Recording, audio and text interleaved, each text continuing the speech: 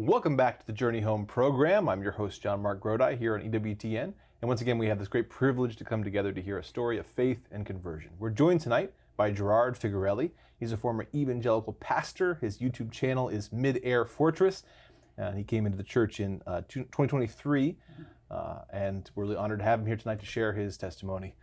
Gerard, thanks for being here. It's an honor to be here. We got to meet about a year ago at the Catholic Answers Conference out there in San Diego. That's great. And the journey has continued since then. I'm excited to hear more about your YouTube channel a little later on. But thanks for being here to share your story, man. I'm glad to be here. Thanks for having me on. Absolutely.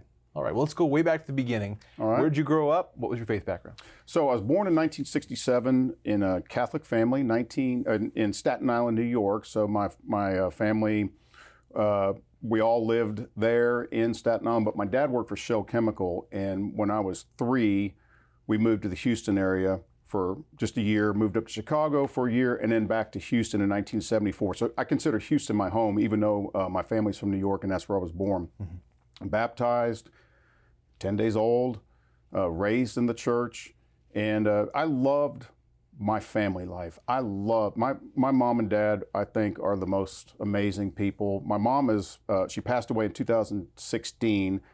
They were married 58 years. They'd be married today. They would have just celebrated their 67-year anniversary or something like that, close to that. And I just loved my family growing up. We were very Catholic in so many ways, but at least from my perspective, there wasn't, it didn't make its way devotionally into our home. I'm still trying to figure out the best way to word that, but sure. we were in Mass every Sunday. I wasn't interested, but we were in Mass every Sunday. I have a great aunt who's a nun. I was confirmed at the usual time, right about the age of 16. We had priests in our home. We had nuns in our home. But again, devotionally, it didn't seem like it penetrated everyday life, but maybe that was just me. I don't blame anybody. Sure. I just look at that as part of my story. Yeah. So, but loved my growing up, loved my family, and I was confirmed right about age 16. But the normal things, or the things that say the church says, are part of confirmation: strengthening your relationship with the Father, the Son, and the Holy Spirit, strengthening your relationship with the church, and making you a stronger witness for Christ. Well, doesn't seem like any of those had an immediate impact in my life, because the next 10 months after my confirmation were some of the most disastrous of my life. Within a few months, I dropped out of school. I just had zero interest in being a part of school. I had discovered guitar. I had a good friend that heard me one day listening to disco, and he said, "My friend, let me introduce you to Van Halen." So he introduced me to Van Halen. I discovered the genius of Eddie Van Halen and other guitarists at that age. And so I picked up guitar, and that's what I wanted to do. And I dropped out of school. Eventually, I became so incorrigible that my parents, unfortunately, had no choice but to kick me out of their house. And they did so very regretfully. And they sent me to live with my sister in Omaha, and she and her husband. And that didn't go too well, because I remained incorrigible. And so they sent me back home to live with my parents. And within just a couple of days of that, New Year's Eve, this would be 1983, so I'm 16 years old, I was involved in a horrific car accident that was not, the immediate cause wasn't myself, except I was doing the New Year's Eve thing, and I was quite inebriated, and it was just a terrible time. Nobody was hurt too badly, but it was a very upsetting time for my parents, because I actually got lost after the accident, disappeared until the next morning, and nobody knew where I was. And so the one thing I remember from that whole time is walking back home, because the accident happened within a mile of my home, and my dad standing at the end of the driveway, almost prodigal son-like, just waiting for his son to come home. So kind of got my life back together very temporarily, and decided to re-enroll in school. I was obviously behind at this point, but I re-enrolled. This would be in the spring semester of 1984. I guess that was my junior year. And within maybe 4 or 5 weeks of that re-enrollment, I was involved in another accident. And this one had tragic circumstances. I was leaving the campus of my high school in North Houston, and as I guess they still do it, I hope they don't do it, but one of my friends jumped on the hood of my car and just said, hey, give me a ride down to my car. And he jumped on the hood of my car, and he had an armful of books, and he lost his balance, fell off, hit the back of his head, stopped the car, got out, just in time to see his eyes roll in the back of his head. And they rushed him to the hospital, of course, and the hospital said he's going to be fine. And I said, okay, that's great. So I did what any 17 or almost 17-year-old kid would do at that time. I went on to my Ozzy Osbourne concert that I had tickets for that night, thought everything was going to be fine, went back to the hospital on Sunday, and he had passed away. Oh, wow. And so I used to say, and I guess I would still say it, although I don't feel the darkness now, a light went out of me at that time. And for the next 5-6 years was just a time of darkness, drifting. I was rebellious. I was, I vandalized. I just was aimless. I did a lot of dumb things that teenagers do. And the Lord protected me amazingly. I mean, if I didn't believe in a guardian angel, I would definitely be missing something, because I was definitely guarded during those years. I ended up joining the military. I joined the Navy and ended up serving in the Philippines because my geography was very messed up. And I thought, and as I had an opportunity to pick my place of duty, I picked the Philippines because I thought they were the islands off the coast of California. And I discovered very quickly they are, but I was off by about 6,000 or 7,000 miles. And so off I was to the Philippines for 2 years. And while I was there, a friend of mine that I had, it was a girlfriend of the friend I had actually joined the military with. She had had a born again experience. And, we were friends, but that was a weird thing to me, but it was intriguing at the same time.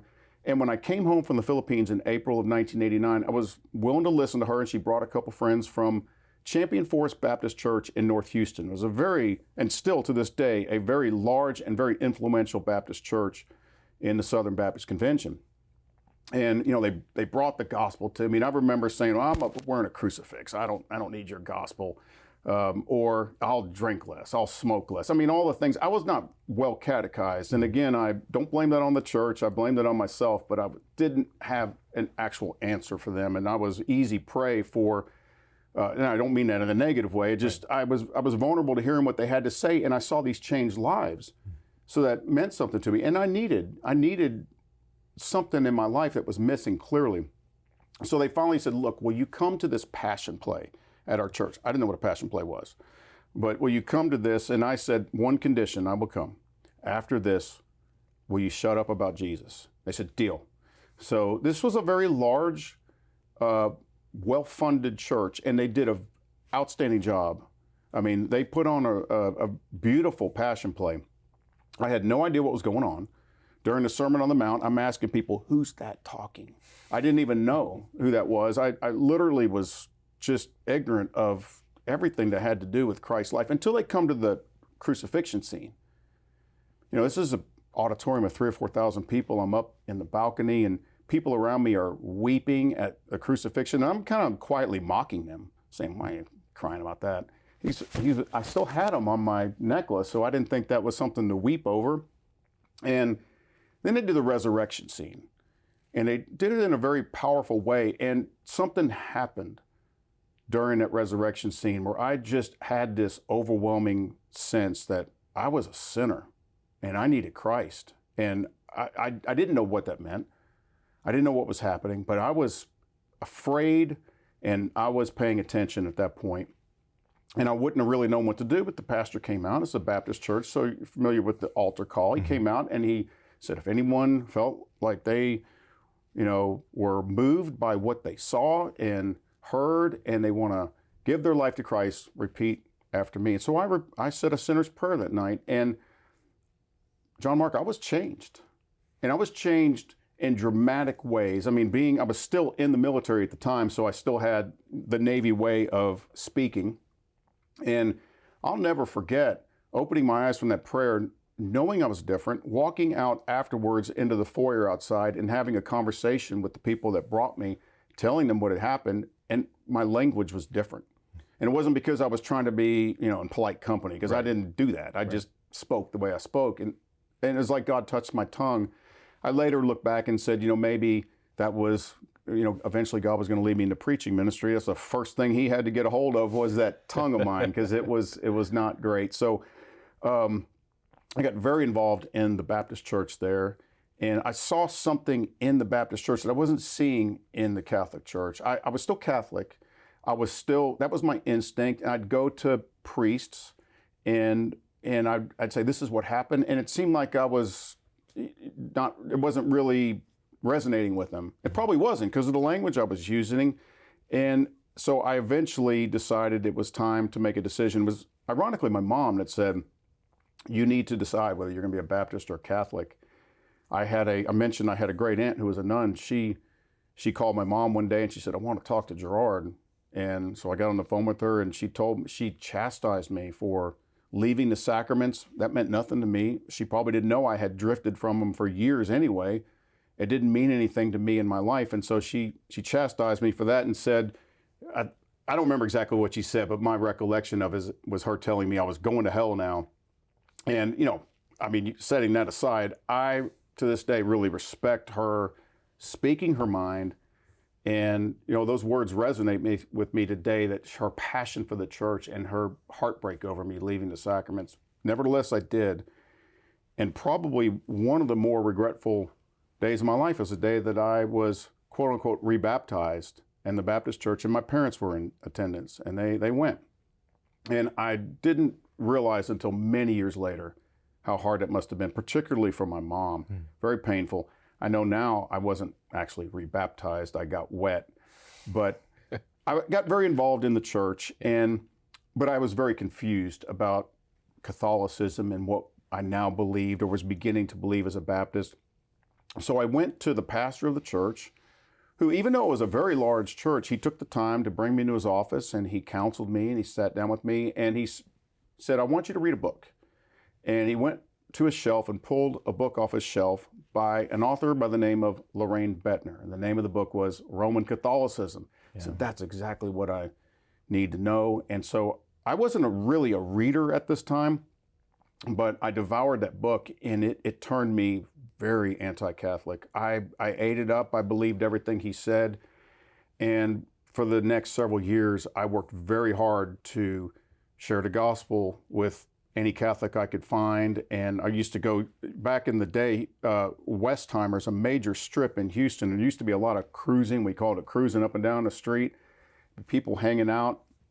We would go evangelize, and we'd find Catholics anywhere we could, and we would do everything we can to tell them, you're trying to work your way into heaven, and all the usual tropes that we, but I became very anti-Catholic and very, the jack chick type stuff. And so, that went on for a while, that I really had that spirit of anti-Catholicism. But it wasn't all, a bad period. It was in 1992, by this time I had started college, which was an amazing thing, because I was a high school dropout, and I had gotten a GED immediately after that conversion experience at Champion Forest. I got my GED, I started college, and it was in college that I started, for the first time, being confronted with an anti-Christian and anti-supernatural bias that I wouldn't even have cared about before. I wouldn't even have thought about it, like whatever. I'd have been right along with them. And now I'm very frustrated. I can't answer them. I don't know what to do. And I would read some apologetics, Josh McDowell type stuff, evidential type apologetics, but it wasn't really penetrating my mind, and I didn't really know anything better. And I'll come back to that, how that was resolved in my life later on. But I eventually went up to Stephen F. Austin State University in Nacogdoches, and that was in 1991. And in 1992, my group of friends from the Baptist student, I don't know if they called it the Union or Mission back then, and who would become my wife, she was part of Chi Alpha, the Assembly of God group. And I did not know her, she did not know me, but we had mutual friends that organized this evangelism trip down to Galveston over spring break weekend of 1992. So we made this trip, we went down, we agreed to meet at Seaside Baptist Church in Jamaica Beach, Galveston, on the west end of the island. And her group had gotten there before our group, and they were inside the church, and I walked up, opened up the door. I looked into, my wife's name is India, I looked into her eyes, and closed the door. I'm going to weep here. I closed the door. I looked to my friend. I said, I'm going to marry her.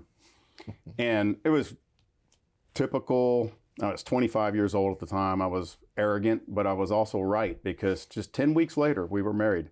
We didn't, I was 25. I'd been in the Navy. I'd been around the world a little bit. I knew what I wanted in a wife. Yeah. And actually what I wanted was I still had the Catholic instinct in me. You know, you can leave Catholicism, but it doesn't leave you as easily. And so what I saw, what I envisioned about family life was very Catholic in nature. I wanted to get married.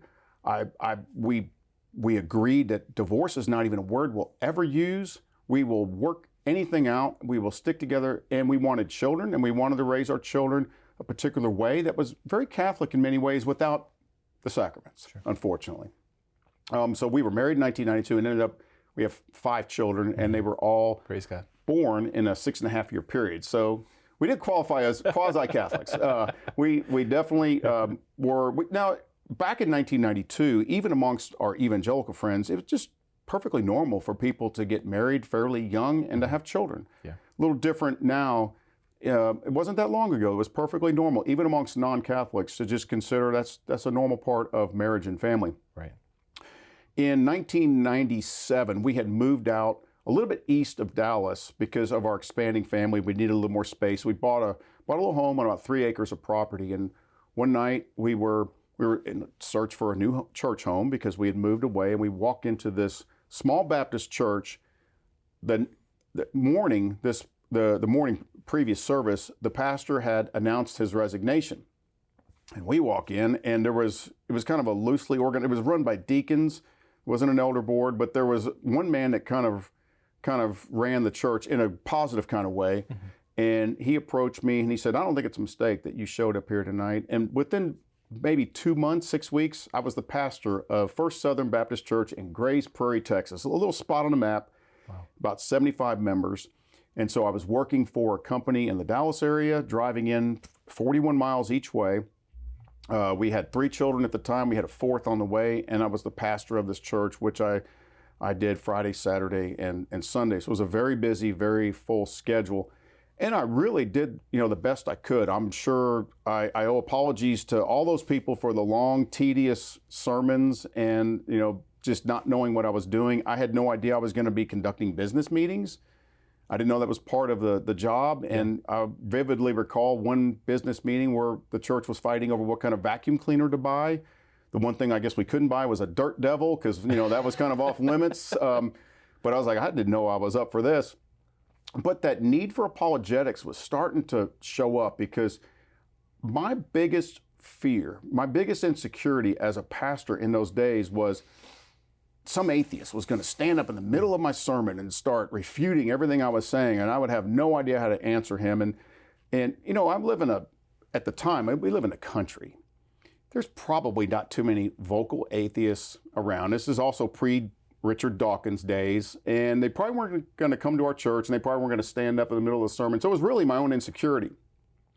My faith and reason were segregated, and they're not meant to be. And I didn't know how to answer that. And eventually, between the work demands, the family demands, but was really more than anything, it was this internal conflict that just wore me out. I said, I can't really do this. And so after about 1.5 years, I resigned from the church, and we moved back to the Dallas area, closer to, in Dallas County, and just went back to work and went back to finding a church. We probably went to several different churches till we found the one that, seemed to be right. And a friend of mine told me at some point in about the summer of 2000 about a seminary in Charlotte, North Carolina that had been started by a Dr. Norman Geisler. And I was familiar with Dr. Geisler. I had a couple of his books on my shelf, but I don't recall ever reading them. I had read, like I said, the Josh McDowell type evidential stuff and maybe like More Than a Carpenter and some, Paul Little books. But I had never really delved into philosophical apologetics. Mm-hmm. So he convinced me to go out over Labor Day weekend of 2000 to Charlotte to visit the seminary. So we went out there and, we get our rental car, we drive up to the parking lot, only to be approached or only to drive up to 2 trailers and a shack on a gravel parking lot. That's what the campus was. It was very, very modest. Uh-huh. It was on on borrowed property at McKee Road Baptist Church there in the Charlotte area. But we didn't go there for the buildings. We went there because of Dr. Geisler. And we go up to the office door in one of those trailers, and Dr. Geisler answers the door. I think he knew we were coming, but he had blocked off the whole weekend to take us up to his cabin in the mountains in the Asheville area that he himself had built. And just a very rugged man, even well into his late 70s. And so we spent the weekend with Dr. Geisler, drilling him with questions. It's the first time I ever heard that God described as pure actuality. And I thought, what's this guy getting us into? He's talking about metaphysics. And the only thing I knew about metaphysics was the New Age aisle at Walden Books or whatever was open back in the day. Right. Metaphysics. But he convinced me that he was talking about Thomas Aquinas. I thought, that's kind of weird. But he was answering our questions. There was obviously something there that was very attractive to me. And I said, this is the man that's going to put me back together. I came home. My wife and I sat in the parking lot of a church near our home one evening listening to a John Piper sermon, Doing Missions While Dying is Gain, all about just giving your life, just an abandonment to Christ. And we said, we're going to take our family, we're going to move our family to Charlotte. So we did immediately. We moved to Charlotte November of 2000, and I started seminary in January of 2001. And it was there that Dr. Geisler took what I began to call a mid-air fortress, because I had a theology that I thought was fairly well coherent and constructed, but it was built in midair. It had no firm foundation, so I didn't know if it was actually true. Yeah.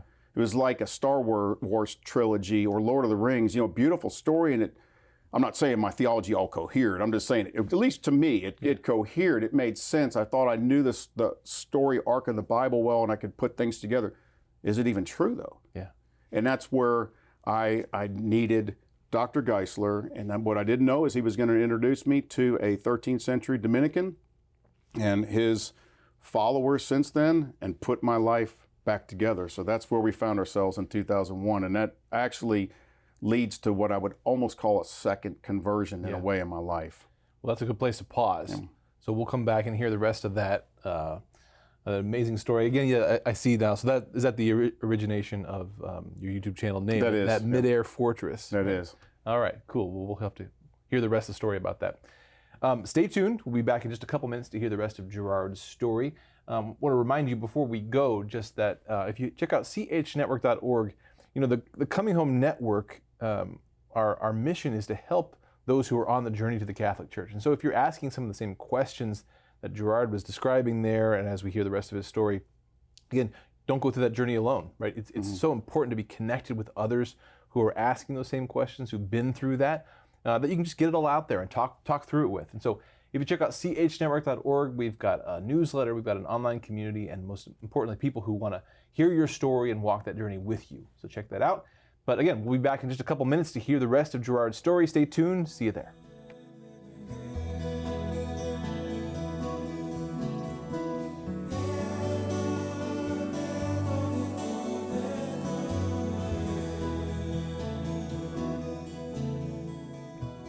Hello, Journey Home family. We'll get back to our program in just a moment, but we're in the midst of the Advent season. I want to take this opportunity to invite and encourage you, as I often do on this program, that if you are a non-Catholic Christian or you're a Catholic who's perhaps been away from the faith, I want to invite you this Christmas to come back to Mass or to come to experience the Catholic Mass for the first time. This Advent season is a time of preparation and anticipation for the feast of Christmas, this great Christian feast celebrating the incarnation, God becoming man, Jesus taking on flesh and becoming present to his people.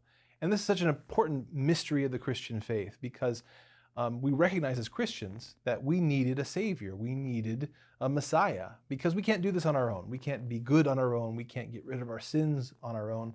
And we can't enter into relationship with God, who is our beatitude, who is our fullness, our destiny, the source of our happiness. We can't do that without his action. God has to make the first step. And so in the incarnation, God did just that.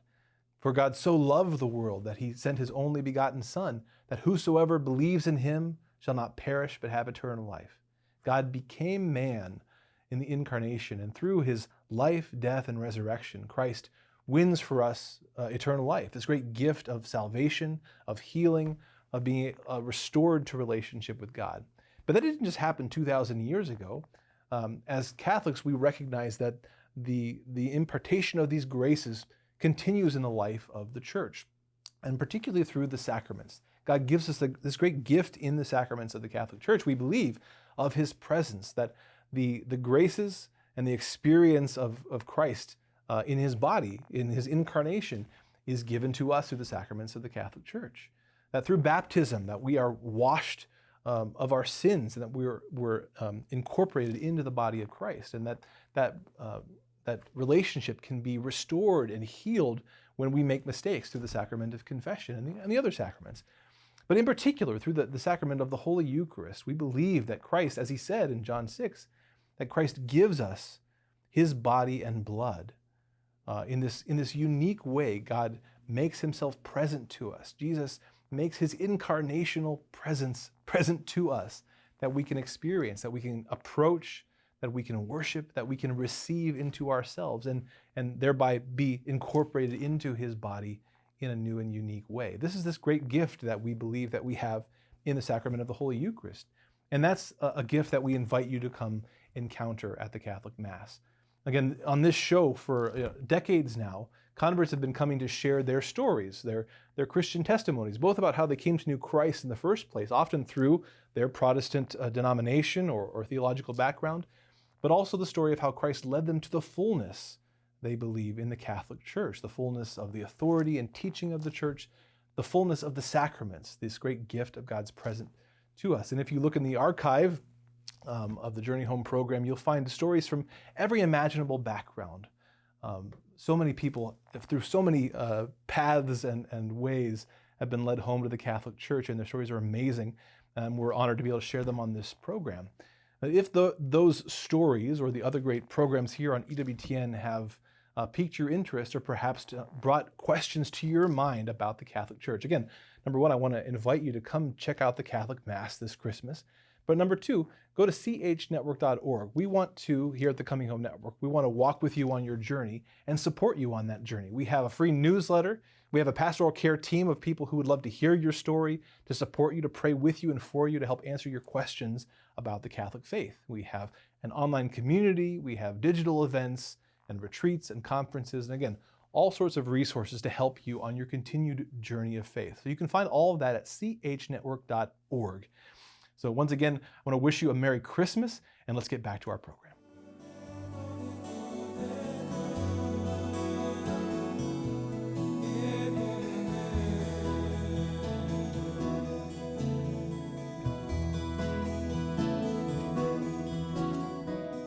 Welcome back to the Journey Home program. We're entering the second half of our hour tonight, speaking with Gerard Figurelli. He's a former evangelical pastor. And Gerard, thanks for sharing your story with us. Intense story so far. We left off, you'd met Norman Geisler, begun to study, and he introduced you to this Dominican priest, historical Dominican priest.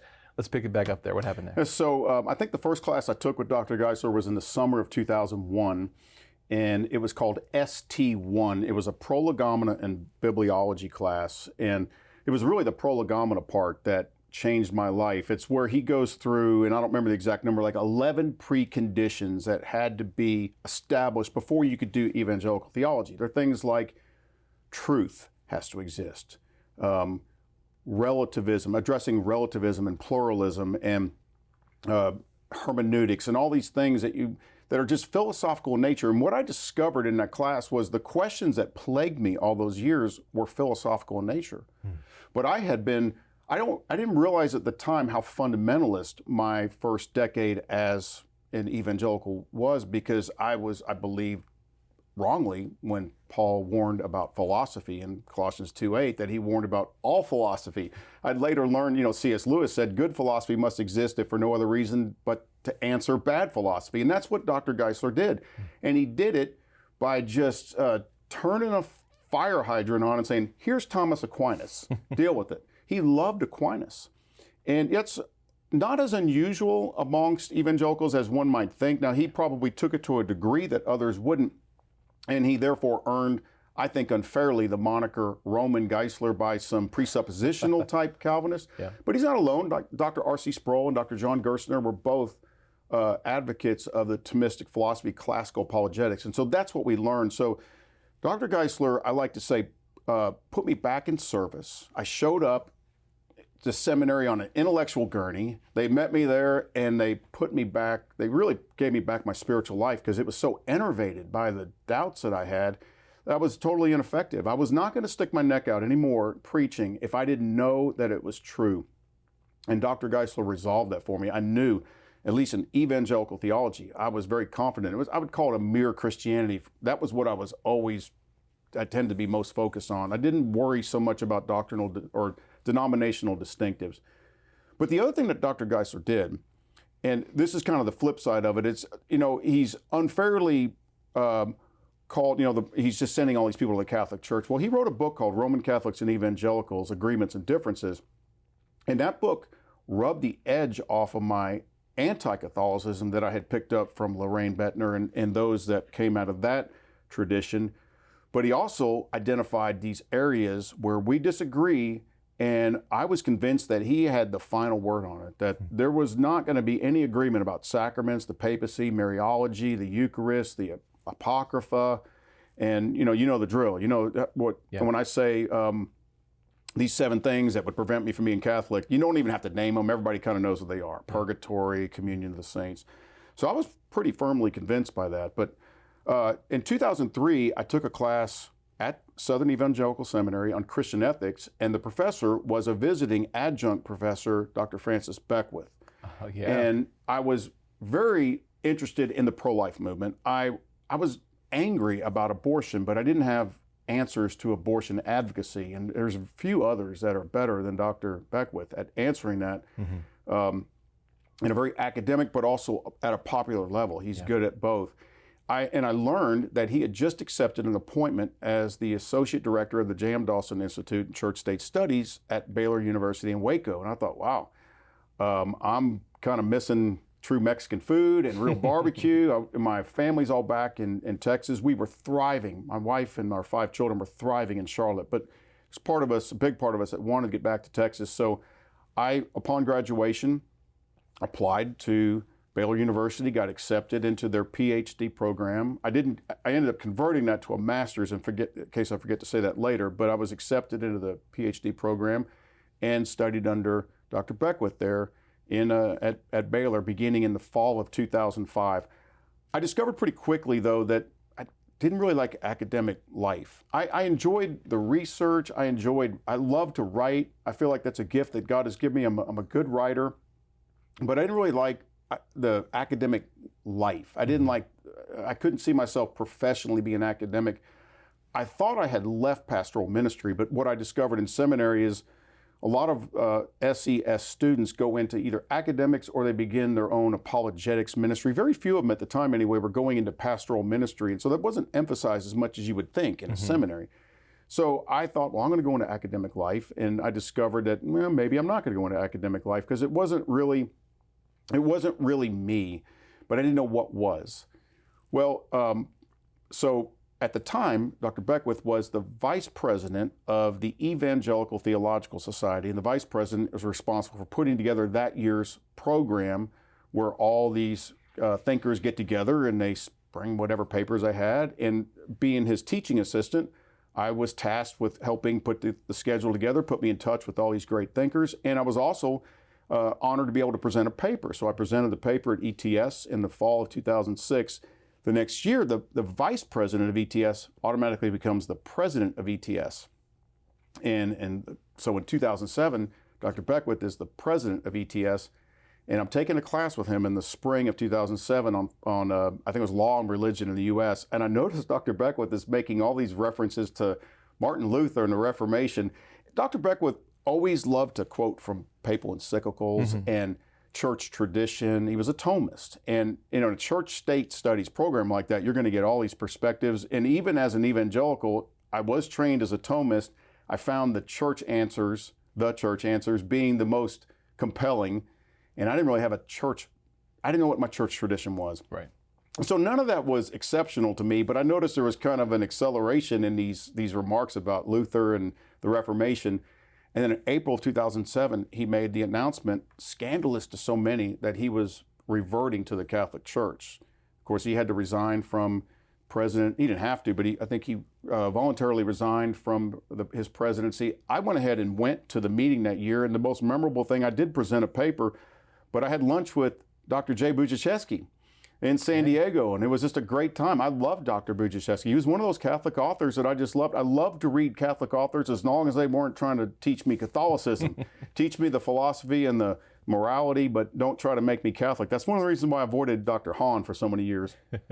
So I just realized at this time I was not an academic, and I didn't know what, but in late 2008, my wife and I entered a real intense season of prayer where we really were seeking the Lord about what he wanted to do in our lives. And in 2009, an opportunity came up for us to pastor a church in the Houston area.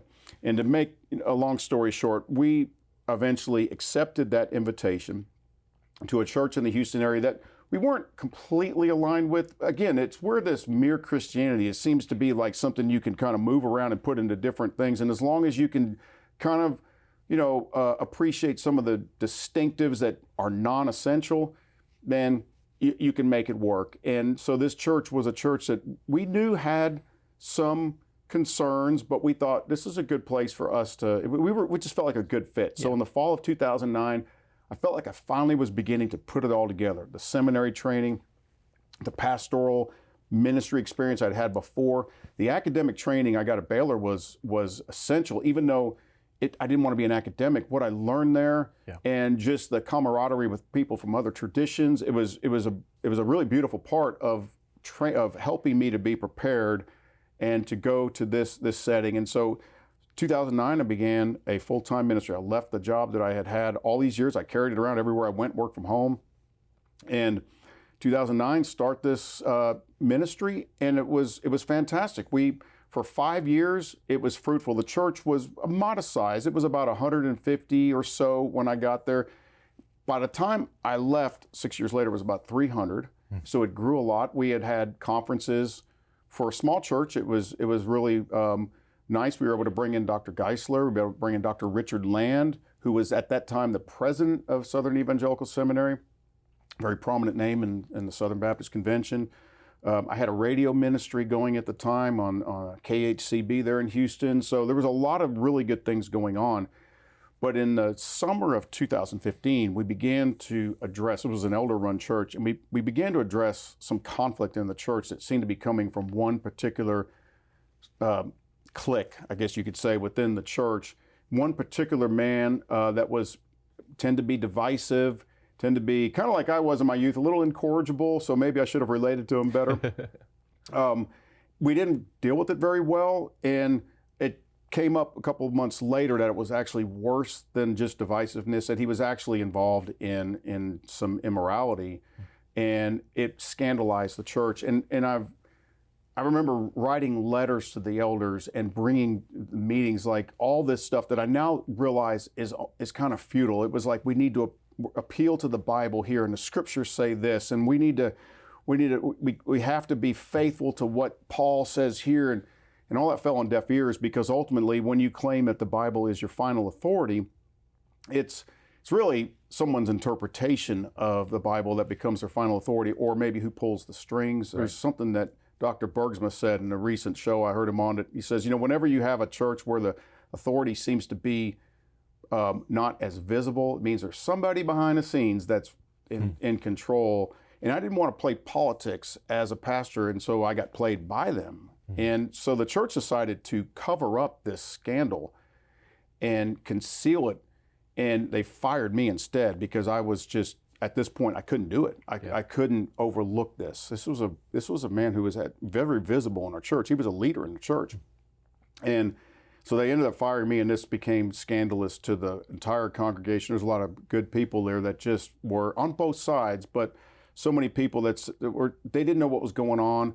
And to find that this was going on, that the shepherds of the church were concealing this rather than dealing with it biblically.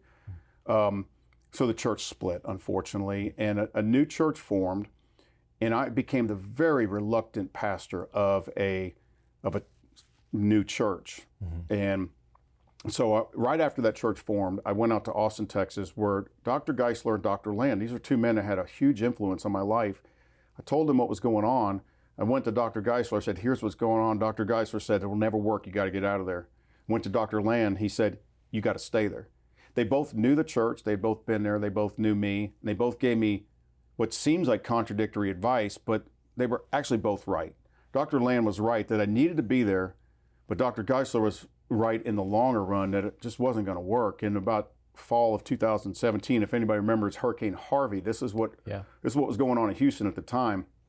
I ended up eventually resigning from the church and handed it over to another man that I had partnered with, and he was a very capable pastor and preacher.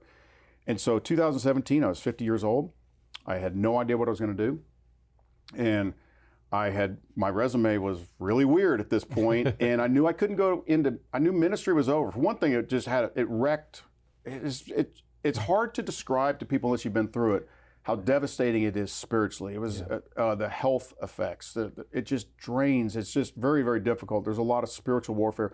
My wife and I were clinging to Christ, but we just had nothing to give at this point. So the only thing I knew to do was to call up my old boss and say, hey, is there anything you got temporarily till we get our feet on the ground? And I called him up, and he said, well, it just so happens. This is one of those just so happens stories. Yeah. And so I went back to work where I was before. And what helped me make the transition from this, everything geared in my life towards ministry for 2 decades at this point, to knowing it was all over, was a book by a Catholic author that I had revered, and by the name of Jay Richards' book, God, Greed, and Money. And he helped me psychologically transition from ministry life to now knowing how I could understand the role of God in my quote-unquote new life back in secular work. So 2017 to 2023, I described as years in a desert for us. We wandered. That 6-year period, we went to 15 different churches, 7 or 8 different denominations. So we were in a Baptist church, Anglican church. We went to a rock and roll Lutheran church. We went to an Orthodox Presbyterian Calvary Chapel, probably a non-denominational thrown in there. We went to an Orthodox church. The one church that was never on the radar was a Catholic church. I'd never even considered the Catholic Church. But I noticed, beginning maybe in 2021, 2022, I just had this, it was a very self-conscious longing for a historical perspective in our faith. I mean, we were going to a church at the time that was a very large church in the Houston area that seemed like they were trying to reinvent the way church is done every year. If you got a historical reference, it might be as far back as Charles Spurgeon, maybe. Right. You wouldn't go any further than that. Everybody approached the Bible like they were the first one to ever read, Philippians 4:13 and say, well, what does this mean? I was longing for historical rootedness.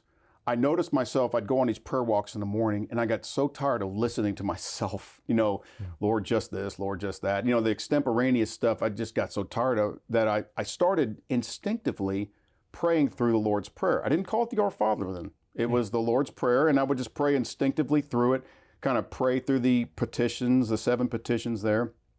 And I started trying to memorize the Nicene Creed.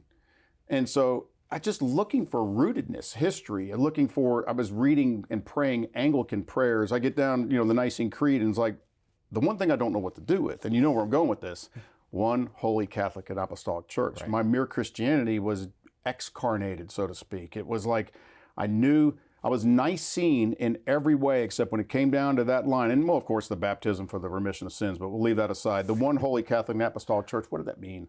And I didn't know. Mm-hmm. So my wife and I were just hungry and really questioning where things were going here. And then on March 18th of 2023, our lives changed. We had to run some errands. We live in the northwest part of Houston now, in a suburb, and we had some errands to do very close to my parents' old home and their old church, the church I grew up in. And so this was a Saturday. We went and ran some errands. And I showed my wife around the neighborhood. She's been there before. We kind of gave her a tour of this is where I wrecked this car, this is where I wrecked that car, because there was a lot to talk about. And so we said, let's go to 5 o'clock mass at Prince of Peace Catholic community, and I think it's technically Tomball, Texas, so northwest of Houston. And we went there, and of course, we didn't genuflect. We walked in. We didn't know anything. I didn't know anything about how to be a Catholic going into church. But I remember this is during the Lenten season. I remember going in there and thinking, A, this is not the church I remember, and B, we were both. And I found out later, my wife was not raised Catholic, so I didn't know what she thought about this. She was a little bit more anti-Catholic than I was at this point. I was more non-Catholic. And the best way to describe it is the haunting beauty of the truth coming through the liturgy. I didn't know what to do with it. I mean, I was like, is this what we're looking for? This is incredible. Now, we were both quite offended by, therefore I asked Blessed Mary, ever Virgin. I was like, what are they doing here? And all the angels and saints. I, of course, was offended by I didn't know it was even called the Liturgy of the Eucharist, but, there's the priest doing his thing. And I was so very ignorant of what was going on. And the St. Michael's prayer at the end, I was like, oh, gosh, I don't know what to do about this. But something was drawing us. We go back the next week. We get there very early. This is Saturday, because we're still kind of sneaking into the Baptist church and then going to Mass on Sunday. We didn't want anybody to know, our family, our kids especially. We get there early. They ask us to bring the gifts up to the altar. Oh, I'm not bringing anything. I'm not doing anything. I'm not a Catholic. That doesn't matter. And I'm like, I'm not doing it. I haven't been asked since. Now I'm like, want to go and volunteer because I feel so bad that we refused to do it. But something was compelling us. And then, but I had this question. We were starting to read. March 26th of that year, we started buying books. Yeah. And I discovered Catholic Answers. Up until this point, I didn't know Catholic Answers existed. And quite honestly, John Mark, I didn't know Catholics had answers. So we began buying books, and we made it a second full-time job to read. We both work from home, and so it was like 40 hours at this, and then 40 hours of reading and watching videos. And we just started reading and reading and reading. And of course, we had to address all the issues. And we kind of divided and conquered. My wife really addressed the question about Mary. One of the books that she read that really changed her mind was Tim Staples' Behold Your Mother. And she was reading about the Eucharist. And I'm here wrestling with sola scriptura and justification and the papacy. And but probably the biggest one for me, I think, was probably the Eucharist. This was a real problem for me. And the other thing that was a real problem for me was understanding the narrative of my life. I'm reading through the Catechism, and I'm learning what the Church says about baptism and about how I wasn't born again in 1989 at a Baptist church. Right. I received that grace at 10 days old. I said, but then what happened to me? And because it seemed experientially, subjectively, my life went from dark to light, from death to life in that moment. I had no conscious awareness of Christ before that Baptist church experience. So what happened? And I'm praying for an answer. It was really, even though this is in a compressed time period, it was very intense. It was an existential crisis for me. Prayed for an answer. We go to Mass on Easter Sunday, and there was a priest visiting that day from the Legionaries of Christ. And after Mass, this priest says, I just want to say another word. And, I guess it was better than announcements. So it was, he says another word, and he talked about Pope Francis's Easter Vigil homily about having your Galilee moment. And he said, you got to meet the risen Lord. And some of you know, you've had a life-changing experience where you met the risen Lord, and you even know the day and the hour. And I was like, this is my answer. This is exactly what I needed as an explanation for what happened on April 30th, 1989 at the Baptist church. And I ran up to this priest afterwards. I don't know what he thought, because I went very aggressively towards him, and I gave him a hug, and I said, April 30th, 1989. And Father Nathaniel has become such an important part of my life since then. He's praying for me now, but God used him to answer that question. Yeah. 3 days later, we went to a benediction service at Prince of Peace. This was mostly geared towards their youth ministry, and for me, benediction was just the closing of something. What's a benediction service? Yeah. It's just like the prayer at the end. I didn't know what that meant. They're praying, or they're singing like these Hillsong praise and worship songs. This is very strange, but it was worshipful for me. Until they brought out the monstrance. And I didn't know I didn't know that was happening, Yeah. and I didn't know what was happening. Yeah. My wife is next to me, and she knows. She's starting to get it. And I'm over here. When they bring this monstrance out, I thought, I'm looking at the Eye of Sauron. I thought, this is what they warned me about. I was petrified that I was walking right back into idolatry. She tells me the next day, says, you need to read the book I just finished reading. It's a book by Brent Petrie. And everybody watching's probably read this book, Jesus and the Jewish Roots of the Eucharist. So good. And so I read this book, and it just completely changes my whole perspective on the Eucharist. But I'm still hung up on one verse, John 6:63. That's the ripcord for any memorialist view of the Eucharist, to say, well, the words I've spoken to you are spirit and life. The flesh profits nothing. So Jesus just meant all that as a metaphor. And, he answered that so well, but I still struggled with it. But the one thing that he kept coming back to was Jesus is he's a new Moses leading a new Exodus. What food would he bring the people for the journey? And I'd always had a fascination with the wilderness generation of Exodus. And we went to a church that Sunday. We went to a different church because I wanted to make sure I wasn't just being nostalgic in my coming back home, going to my parents' church kind of thing. And we went to a different church, and John Mark, for the first time I saw it. This is the manna. I didn't understand it, like adoration was still difficult for me, but I saw it. This is the manna that he is feeding us. And so I still had to deal with, all the other things. The first time I read through the catechism, all my question marks had to do with Mary. And because I just, Queen of Heaven stuff, that isn't that what Jeremiah warned about, and all those things. And Tim Staples was a huge part of me understanding Mary as the mother of God. If I fail to understand that, I'm in danger of Christological heresy. And I didn't see those two connected, and eventually did. So it was April 21st. So this is 34 days since we first went to Prince of Peace. On April 21st, I had binge watched The Journey Home at this point. I had spoken to my friend Doug Beaumont. I'd spoken to Dr. Beckwith and many others. April 21st I met with Father Nathaniel. He said, when are you going to tell your dad? And I said, when I know that, it almost sound like a Baptist, when I know that I know that I know, kind of thing. I called him that day. I said, Dad, I'm coming home to the Catholic Church. And I wasn't going to tell my dad, who'd be 90 this year. I was not going to tell him until I knew, because I was not going to break his heart. So 34-day period. It sounds like almost too quick, but a lot of preparatory work had gone in that we didn't self-consciously recognize as that. Well, when my wife and I get to researching something, we get down to it, and we covered all the bases. And you don't have to know everything. Right. You've got to come to a place where you say, okay, I know this is the church that Jesus founded, and I can trust her. I can trust this church. And even though I've read the catechism several times now, and just like reading the Bible, you don't understand it all. I don't understand everything I read in the catechism. I can't explain or defend it all, but I trust her.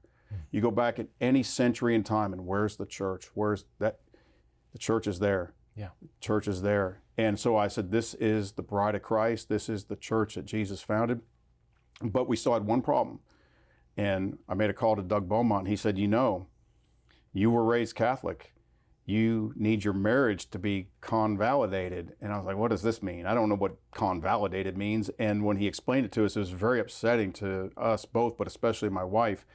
But we were able to work through that.